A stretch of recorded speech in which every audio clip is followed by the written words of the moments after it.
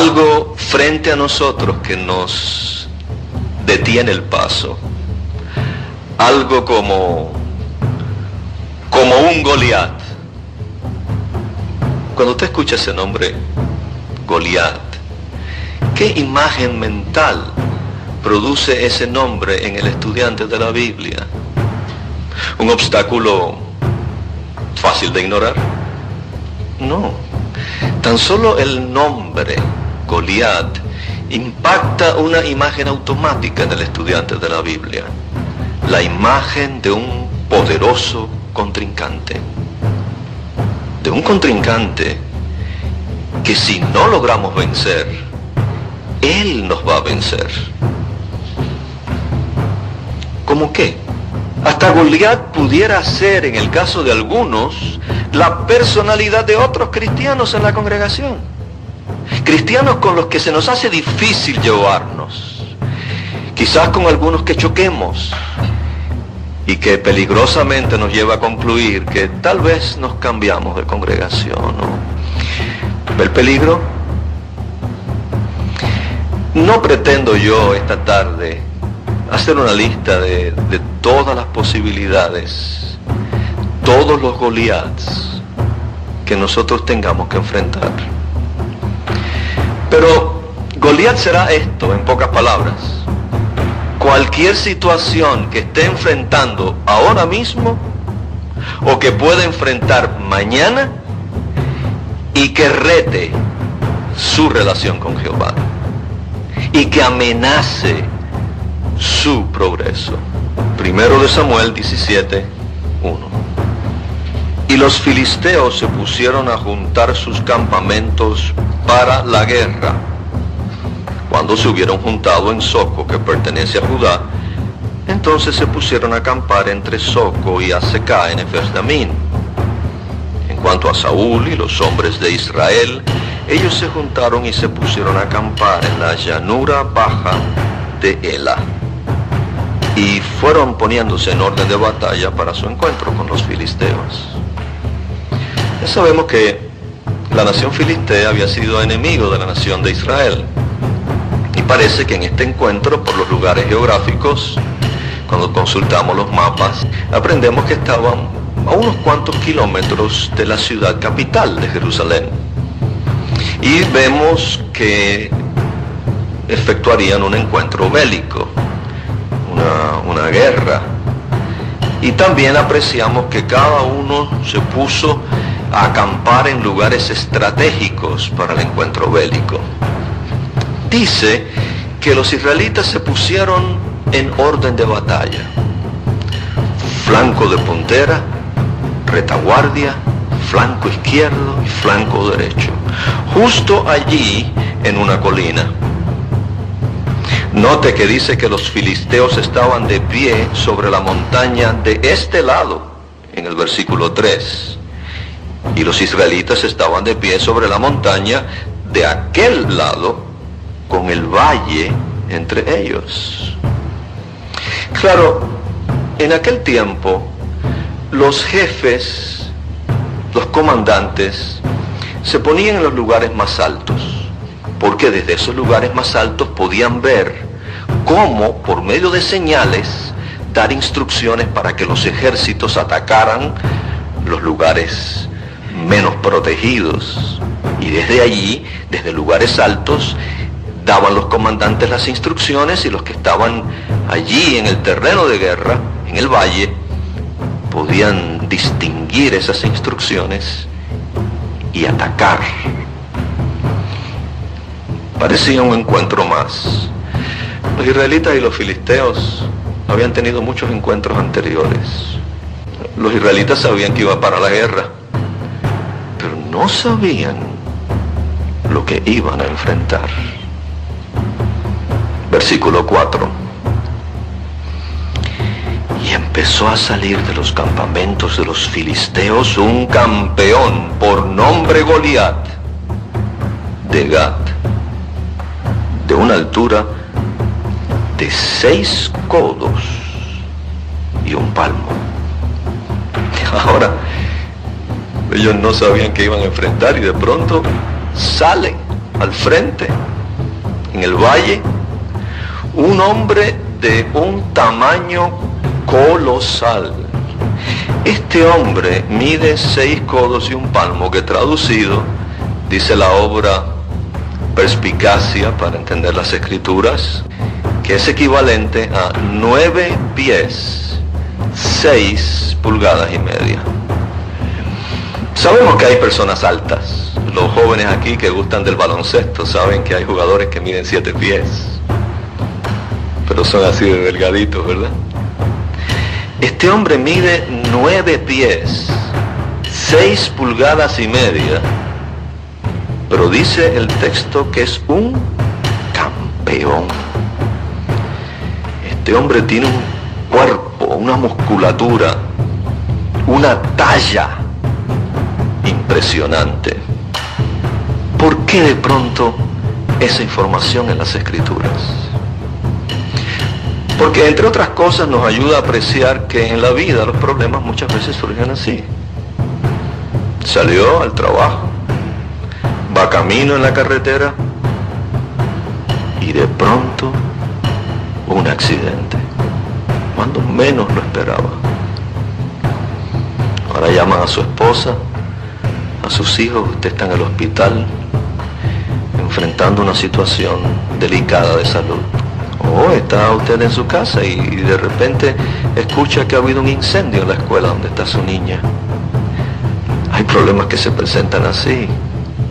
O usted va a hacerse un examen de rutina y ahora el médico le dice: tienes cáncer. Usted no sospechaba una noticia así. Pero la realidad es que las cosas suceden así.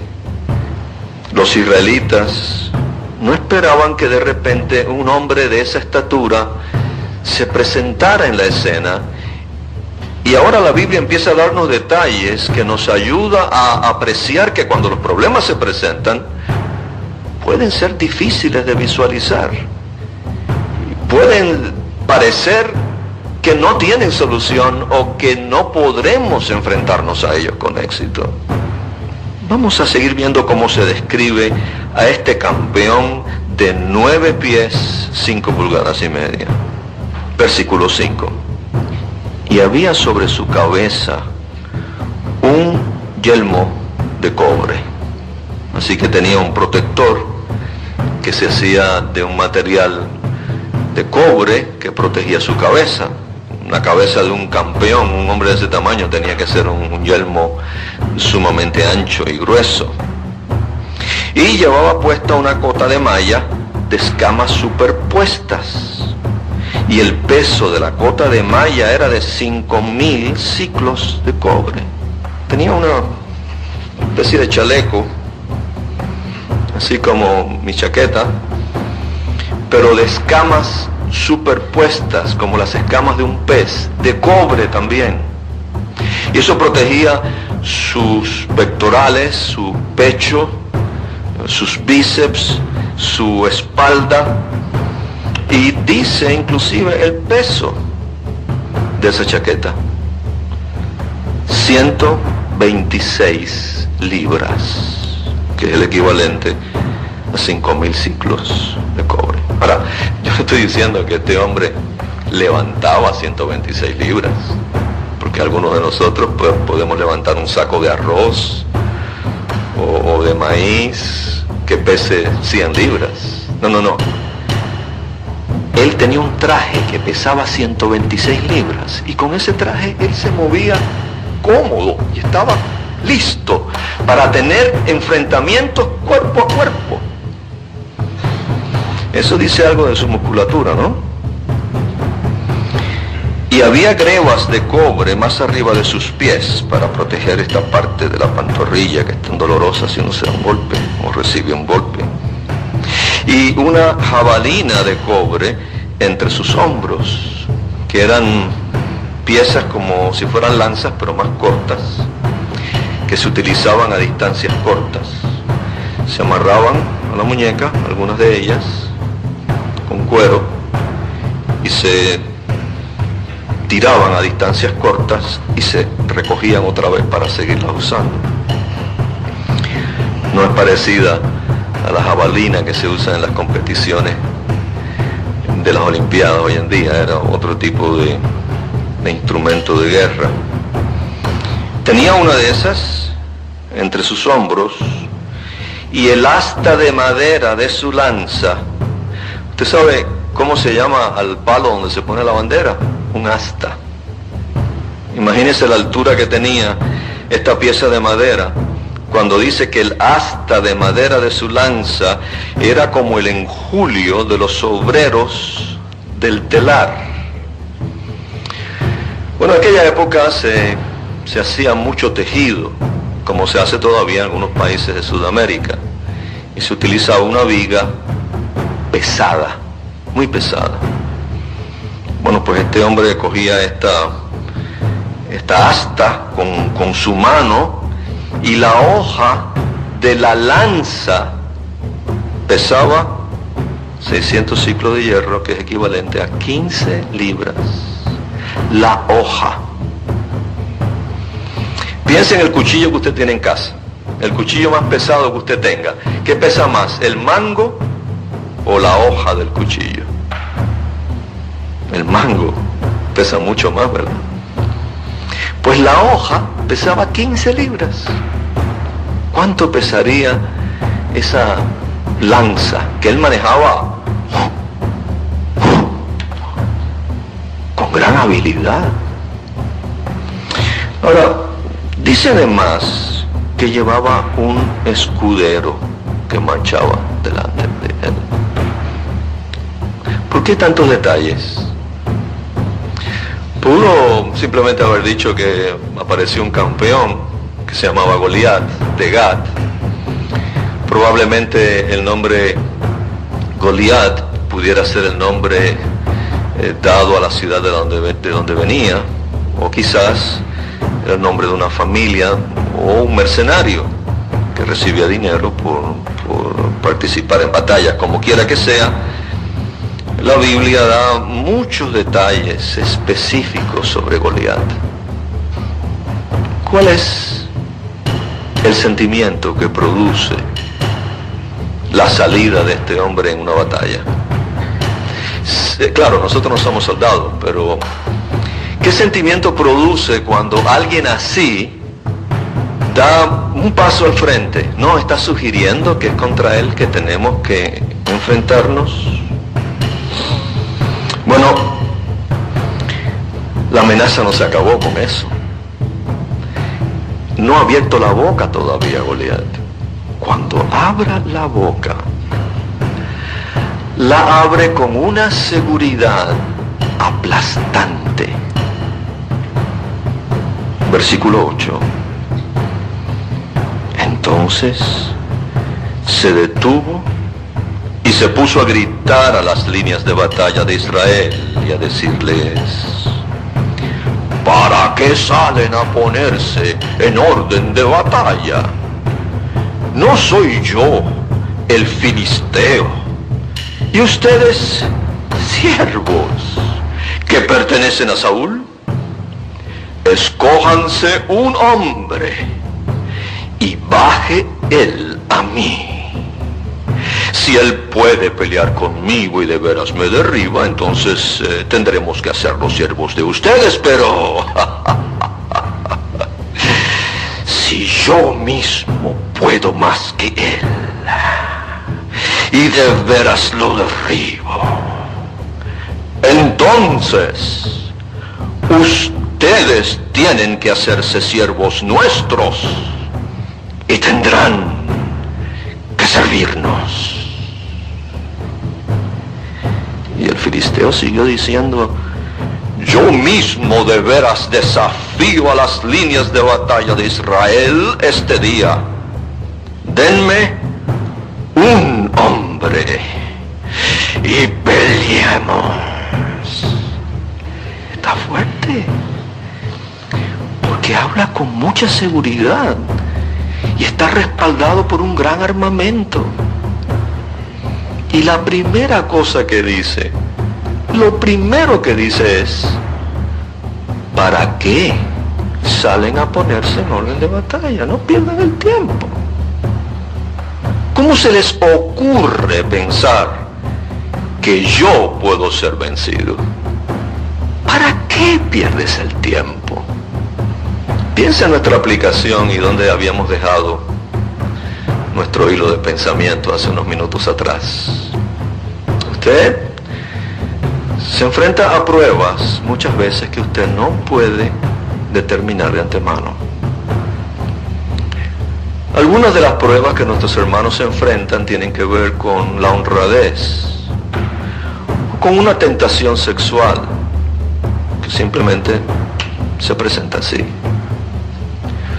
con una situación de salud, con la posibilidad de perder la vida. Satanás y su sistema pretende sugerir que ninguno de nosotros podremos ser fieles bajo prueba. Y el primer pensamiento que viene a la mente de alguien bajo prueba es: ¿podré enfrentarme a esto? ¿Tendré las fuerzas suficientes? ¿Para qué luchar? Muchas veces ese es un pensamiento que no solo le ocurre a la mente del siervo de Dios, sino que a veces son otros los que dicen: tú no puedes con eso, olvídate de eso, esa religión es muy complicada, esa religión es muy exigente. En otras palabras, ¿para qué sales a ponerte en guerra contra este sistema? ¿Para qué si te vamos a vencer? Cuando nos enfrentamos a situaciones de ese calibre de dificultad, parece que lo humano es sentir temor. Claro, una cosa es sentir temor y vergüenza por ese temor, y otra cosa es sentir temor y pedir la ayuda de Jehová en oración. Pero dígame si es normal este sentimiento en el versículo 11. El primero de Samuel 17:11. Cuando Saúl y todo Israel oyeron estas palabras del filisteo, entonces se aterrorizaron y tuvieron muchísimo miedo. Quizás la palabra que yo usé ahorita de miedo no era la palabra correcta, ¿verdad? La palabra correcta era terror. Ahora, estos no eran personas como nosotros que no tenemos entrenamiento en la guerra. Estos eran guerreros. Hombres que estaban acostumbrados a enfrentarse al rigor de la batalla, a ser heridos en batalla, a ver perder en la muerte a sus amigos queridos. Y se aterrorizaron con la presencia, con las amenazas, con la actitud que tenía este gigante. Entonces, ¿qué hay de nosotros cuando nos enfrentamos a situaciones difíciles? Es humano sentir miedo. Ahora, qué pena que cuando las cosas nos pasan no tengamos mucho tiempo para pensar, ¿verdad? Pero si usted ahora vuelve a la Biblia su atención, se da cuenta de algunos puntos que los israelitas pasaron por alto. Y son precisamente los puntos que nos pueden ayudar a nosotros hoy, que tenemos las Escrituras. Hagamos una pausa aquí. Marque esa página de la Biblia y busque Romanos 15:4, por favor. Pablo a los Romanos. Utilice su cinta de la Biblia para marcar ahí. Y vaya un momentito a Romanos capítulo 15, versículo 4, para que veamos por qué estamos considerando estas cosas nosotros esta tarde. Ahí dice: porque todas las cosas que fueron escritas en tiempo pasado fueron escritas para nuestra instrucción, para que mediante nuestro aguante y mediante el consuelo de las Escrituras tengamos esperanza. Entonces, este relato, igual que otros muchos relatos en las Santas Escrituras, nos pueden servir a nosotros hoy para cobrar ánimo, para saber cómo enfrentarnos a problemas y con qué actitud nos enfrentamos a problemas. y salir victoriosos. Pero ahora una persona receptiva capta el mensaje y trabaja en el asunto. Pero los israelitas estaban tan perdidos en este caso, y habían perdido de tal manera la espiritualidad, que mientras más lo pensaban, más se acobardaban. Y ese hombre estuvo saliendo por la mañana y al atardecer a hacer las mismas amenazas por 1 mes y 10 días. Y mientras más lo pensaban, más se acobardaban. Versículo 16. Y el filisteo siguió presentándose temprano por la mañana y al atardecer, y tomando su posición por 40 días. Y nadie quiso enfrentarlo. Nadie, ni siquiera el rey Saúl. Nadie. A nadie le importó que desafiara con escarnio las líneas de batalla del Dios vivo, porque todo el mundo estaba pensando en él. ¿Quién va a enfrentarse con ese hombre, ese tamaño, esas armas? Quizá 6 o 7 de nosotros con palos por la noche mientras duermen. Pero cuerpo a cuerpo, ¿quién se enfrenta con eso? Porque no estaban confiando en Jehová. Y entonces ahora aparece en la escena de nuestro drama un jovencito, David.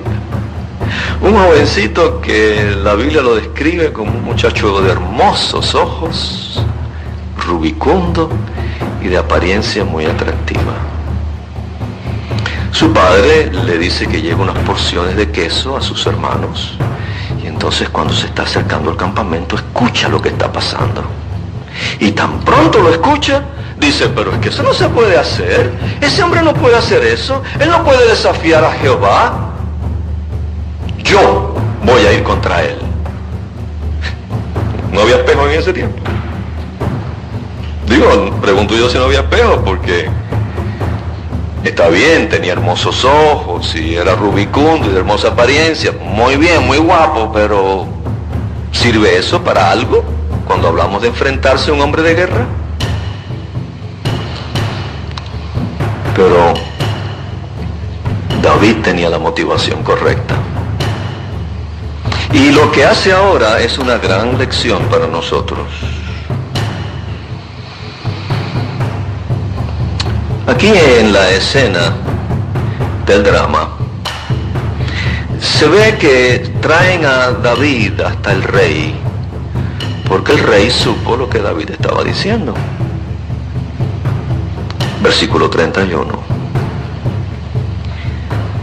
Así que las palabras que David habló llegaron a ser oídas y fueron refiriéndolas delante de Saúl, de modo que lo mandó a traer. Y David procedió a decirle a Saúl: no se desplome en él el corazón de hombre alguno. Tu siervo mismo irá y realmente peleará con este filisteo. Pero Saúl dijo a David: tú no puedes ir contra este filisteo para pelear con él, porque solo es un muchacho y él es un hombre de guerra desde su mocedad. En fin, ¿cómo se te ocurre una cosa como esa? Pero, ¿en qué está pensando David? ¿En hacerse grande? Bueno, le sorprenderá que algunas personas quieren resolver problemas para hacerse grandes. Enfrentarse a problemas nunca debe tener esa motivación. Nunca debe ser una razón egoísta. Nunca. Si usted quiere enfrentarse con éxito a un problema, no es para que la gente sepa cómo usted se llama, y los amigos que usted tiene, y la gente que usted conoce, y las influencias que lo mueven a usted. La motivación correcta para enfrentarse a un problema tiene que ser espiritual. David no buscaba casarse con la hija del rey. Él buscaba santificar el nombre de Jehová, porque él veía lo que estaba envuelto. Y para probar eso ahora, convence o trata de convencer a Saúl con un discurso que es uno de los discursos más hermosos que aparecen en la Biblia. Mire lo que lo mueve a este muchacho. Por favor, sígame en el versículo 34 en adelante. Y David pasó a decir a Saúl: tu siervo llegó a ser pastor de su padre entre el rebaño, y vino un león. Sé que quiere mucho. Si alguien se atreve a darle una patada a ese animalito, usted no sabe qué hace, usted se tira a defenderlo. Y después usted piensa, ay, lo que yo hice, pero de pronto usted sale. Y eso hizo David, se tiró y cogió al león y al oso y recuperó el corderito. Entonces él dice, sin cosas materiales, Jehová me ayudó. ¿Cómo no me va a ayudar a enfrentarme a ese hombre que está desafiando a Jehová? Jehová no nos ha abandonado. Pero si Jehová no nos ha abandonado en cosas de la vida, ¿cómo no nos va a dar de su espíritu en los momentos en que usted y yo lo necesitemos para enfrentarnos a nuestros problemas? David era un joven espiritual, como muchos jovencitos y jovencitas espirituales que tenemos en el auditorio. No se equivoque con los jóvenes. Algunos de nuestras hermanas y hermanos han demostrado ser jóvenes con el mismo espíritu de David. Pero Saúl estaba muy motivado en todas las cosas de organización de la nación y asuntos de batalla y cosas que no tenían que ver con las cosas espirituales. Por eso es tan importante que los ancianos no le demos atención solamente a las cosas de organización. Esas cosas no son tan importantes como los asuntos espirituales, como la bondad, la paciencia, el amor, el dominio de nosotros mismos. ¿Qué le dice Saúl? Después de ese discurso, ¿qué debió haber dicho? Hijo, tú tienes razón. Traigan mi espada, mi yelmo y mi escudo. Yo soy el rey. Yo voy contra el gigante. ¿Sí? No. Mire qué disparate dice ahí en el siguiente versículo que estamos estudiando. Después que habla todo eso, dice el versículo 37 al final, ante eso Saúl dice, ve, y que Jehová mismo resulte estar contigo. No entendió nada. Y lo que hace ahora da risa. Y la Biblia no fue escrita para provocar risa, pero da risa. Porque Saúl ahora se puso a vestir a David con las prendas de vestir suyas, con las de David. ¿Usted entiende lo que está pasando? ¿Cómo era David? Acabamos de decir que era un muchachito, ¿no? No tenía edad militar, un jovencito. ¿Y Saúl quién era? El rey. Hombre grande, fuerte, alto. La Biblia dice, a propósito, que Saúl era cabeza y hombro más alto que todos sus contemporáneos. Era un hombre muy alto. ¿Cómo va a vestir con las prendas de él un jovencito? Y le puso un yelmo de cobre sobre la cabeza. Me imagino que cuando le puso aquello parecía una campana. Después de lo cual lo vistió con una cota de malla. Si la cota de malla de Goliat pesaba 126 libras, la de David pudo haber pesado 60 libras, fácilmente. Y usted le pone a un jovencito, después que le puso el casco, le pone la cota de malla de 60 libras y ahora 2 pulgadas más chiquito.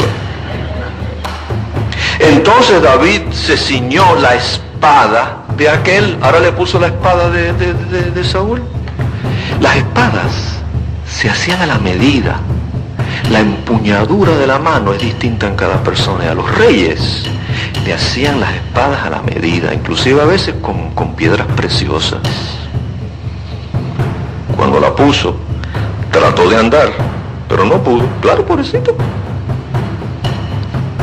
Se las tuvo que quitar de encima. Y eso es lo que ustedes y yo tenemos que hacer con las cosas que hemos aprendido allá afuera. Hay que quitárselas de encima. Las espadas, los yelmos, las cotas de malla, todas esas cosas que se usan para pelear. Cuando venimos aquí, nada de eso sirve, porque aquí son otras clases de armas. Aquí son armas espirituales. Esas son las que funcionan. Y es verdad que David no se podía enfrentar a Goliat con armas espirituales. Pero mire lo que hizo, fue allí al río y consiguió 5 piedras que las puso en su receptáculo de pastor. Dice que eran 5 piedras lisas, no planas.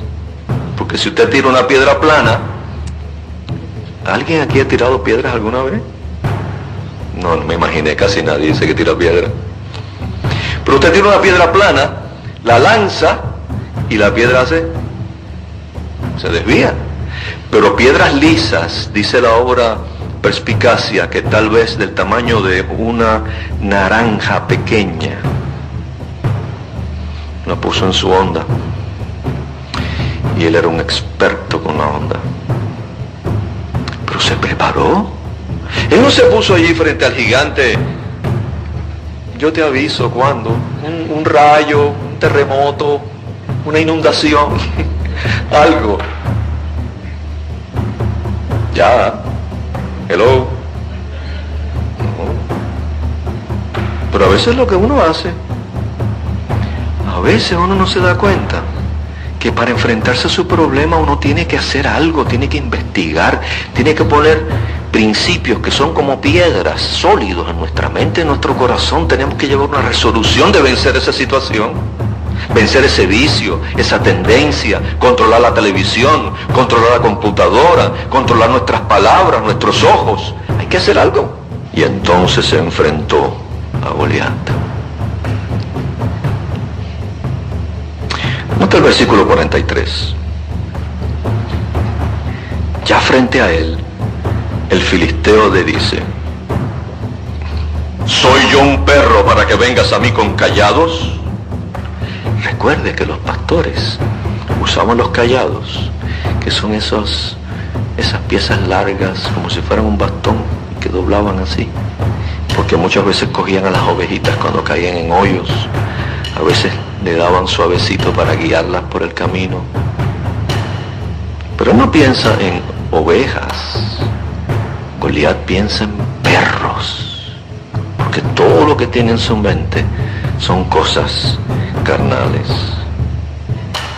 Dice el versículo 43, y este versículo bíblico hay que subrayarlo porque es la pieza del drama que nos va a ayudar a entender todo lo que hemos hablado. Con eso, el filisteo invocó el mal contra David por sus dioses. Ahora salió a la superficie todo el asunto. Esta es una batalla de dioses. Y nuestra lealtad a Jehová es una batalla de dioses.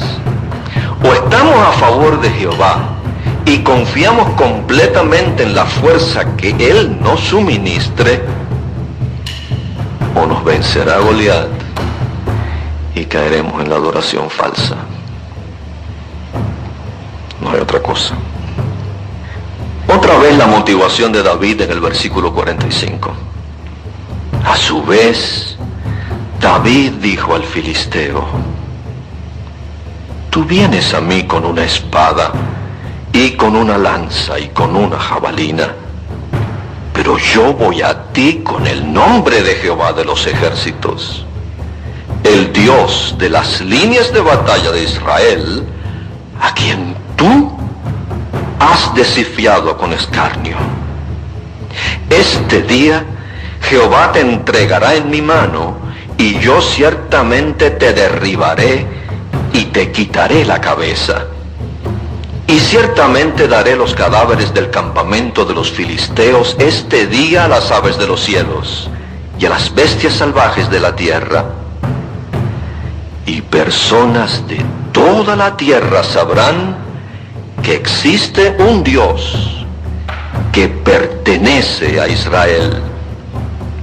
Y toda esta congregación sabrá que ni con espada, ni con lanza salva a Jehová, porque a Jehová pertenece la batalla y Él tiene que darlos a ustedes en nuestra mano.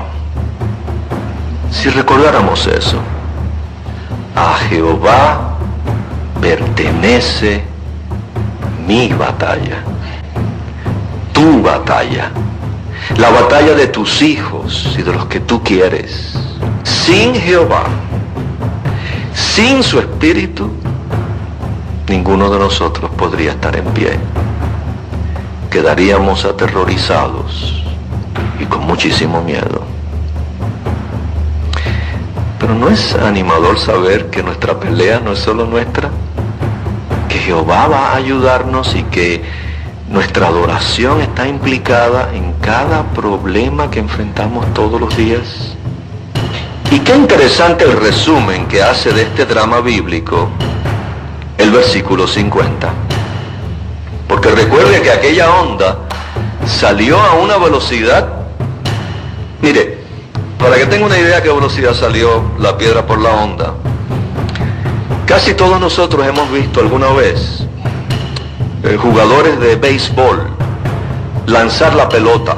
Le ponen un aparato que registra la velocidad y algunos lanzadores de grandes ligas pueden lanzar una pelota a 100 millas por hora.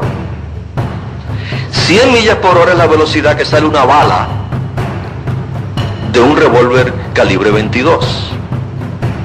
Ahora multiplique la distancia por una onda, que es una pieza larga de cuero que va amarrada a la muñeca y la otra parte, el otro fin de la cuerda de cuero va agarrada a la mano. La distancia es 3 veces más que la que tiene un brazo humano. Cuando le da vuelta a eso, ahora hay fricción. Y cuando la lanza, lo que sale es la bala de un cañón. Entró por la frente, el cráneo está sellado desde la concepción. A las pocas semanas, nuestro cráneo sella. Cuando eso penetró por la frente, hace un ruido como cuando se descomprime algo que está sellado. Cuando pasó eso por la cabeza, fue lo último que le pasó por la cabeza a Goliat. Cayó de bruces y le cortó la cabeza. Cuando eso pasó, ¿qué usted cree que pasó?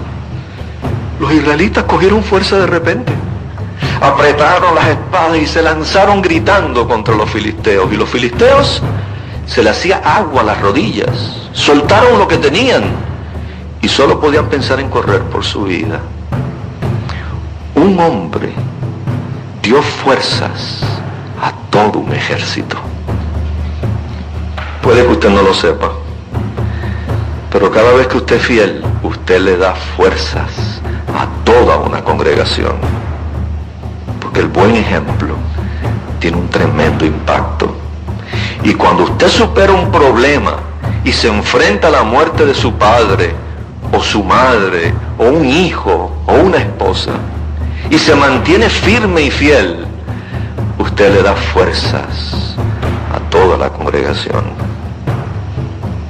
Ni con espada, ni con lanza, sino por el Espíritu de Jehová. Por eso, amigo mío, este drama bíblico nos enseña que es posible enfrentarnos con éxito a nuestro Goliat. Y nunca muera hasta que muera su Goliat.